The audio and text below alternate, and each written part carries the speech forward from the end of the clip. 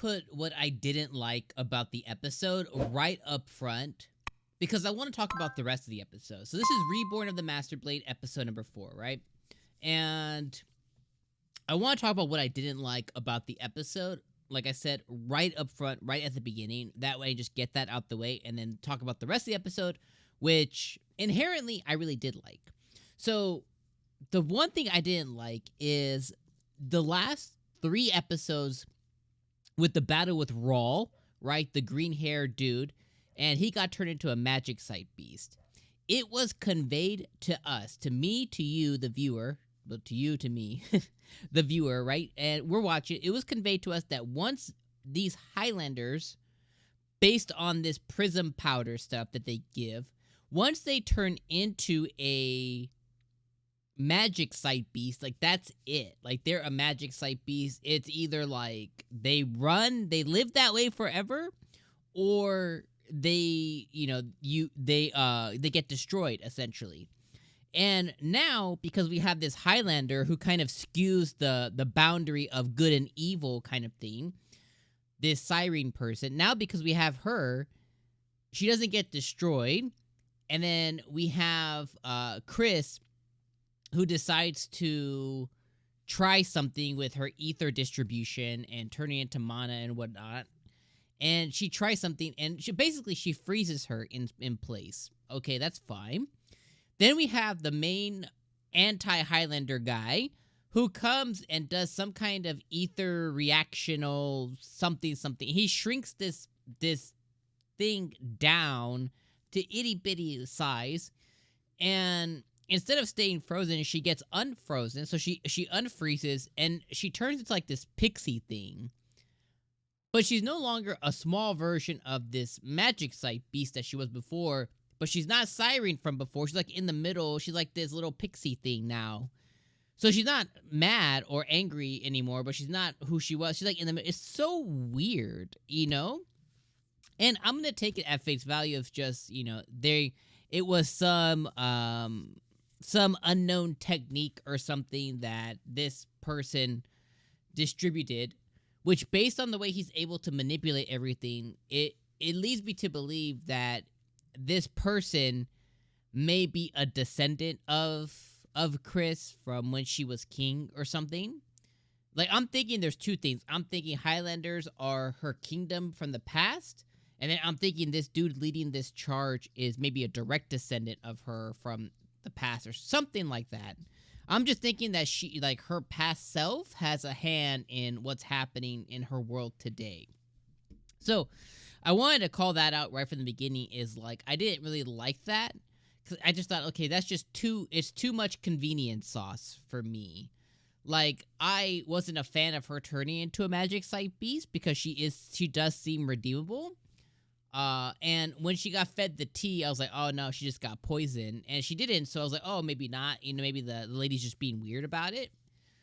Come to find out that the Highlanders had killed her son, which, that's like saying, it's so hard, right? Because you can never, I think the one thing, so now I'm going to transition into what I did like, or, I'm going to talk about the episode. I'm going to transition. This is my transition point.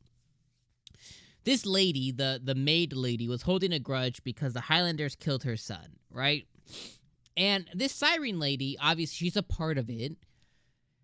So it's understandable why she would have this innate hate for just Highlanders blanketed.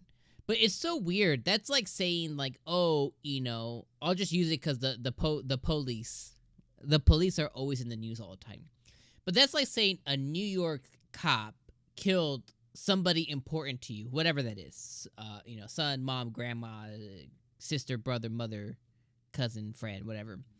And then you're in California, like the furthest part away from New York, and you're like, you kill a cop from California. It's like, it makes no sense. Like, yeah, they're part of the same blanket. They work for the same people, but they're not the same people. You know what I mean? And I guess in this world, maybe the Highlanders are a little more close-knit, but they got a whole island. So, like, there's probably hundreds of maybe even thousands of Highlanders, right? That's what I'm thinking, at least. So I'm just like, okay, I understand your motivations to do this, but then on the opposite side of it, it's like, well, 𝐒𝐻𝐵 wasn't really the person that killed your son or whatever happened. It's like, it's probably somebody else. Like, you know, go try and get revengey on the dude or the lady or the thing that killed your son. So I don't know. Regardless, the rest of the episode, I really like how Chris fought the Hyro Menace, the red haired girl. I don't remember her name. I'll call her Rose or something. But she fought her. She ended up just like demolishing this. She ended up just making her seem silly. She did the power up. She did the. I was like, yes, unnecessary. She doesn't even need to do it. But she's like, I was like, yeah, let's go. She had her moment where she whispered in her ear, "Hey, it's sink or swim time." I was like, yeah, let's go, dude. I like how, you know, she told that red haired girl, she's like, hey, because she grabbed Ronnie by the throat, and she told her, like, hey, I'll let you go as many times as you want. I'll fight you as many times as you want. But then she looked at her in the eyes, like, you know, like with a killer vibe. She was like, you ever touch Ronnie again, that's the last day you're gonna draw breath. I was like, god damn. I was like, okay, let's go.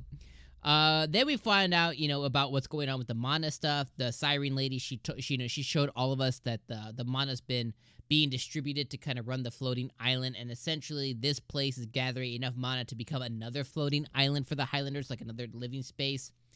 And the people who live here currently have one or two options. Their two options are A, become slaves of the Highlanders here, or leave, essentially, which it sounds like the second would be the best option.